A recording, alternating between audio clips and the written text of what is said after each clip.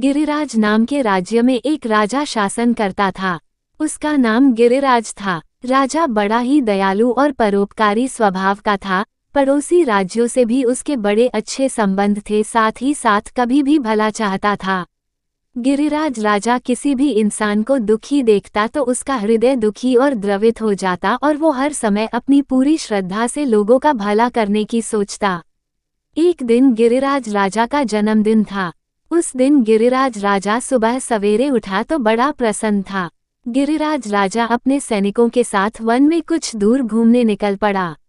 आज गिरिराज राजा ने खुद से वादा किया कि मैं आज किसी एक व्यक्ति को खुश और संतुष्ट जरूर करूंगा। यही सोचकर गिरिराज राजा सड़क से गुजर ही रहा था कि उसे एक भिखारी दिखाई दिया।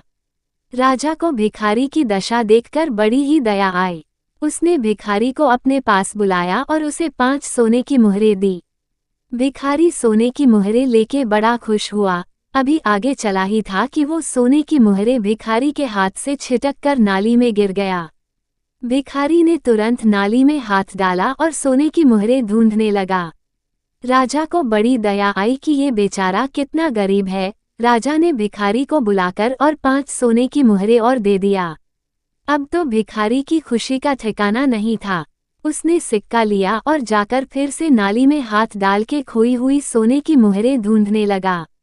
राजा को बड़ा आश्चर्य हुआ। उसने फिर भिखारी को बुलाया और उसे एक और नया चांदी का सिक्का और दिया, क्योंकि राजा ने खुद से वादा किया था कि एक इंसान को खुश और संतुष्ट जरूर करेगा।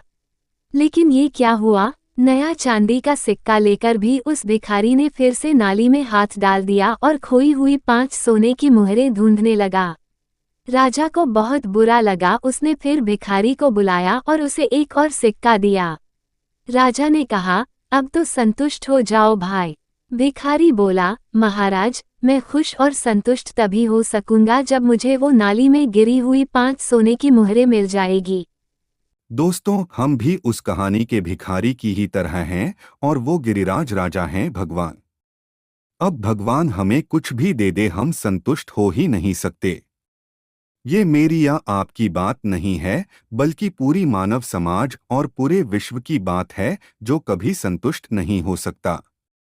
पैसा चाहिए, पैसा मिले तो अब कार चाहिए, कार मिले तो और बड़ी चाहिए, और यही क्रम चलता जाता है। भगवान ने हमें ये अनमोल शरीर और जीवन दिया है, लेकिन हम जिंदगी भर नाली वाला 5 सोने का मुहरे ही ढूंढते रहते हैं। आप चाहे कितने भी अमीर और धनवान हो जाओ, चाहे कितना भी धन और दौलत कमा लो, आप संतुष्ट नहीं हो सकते।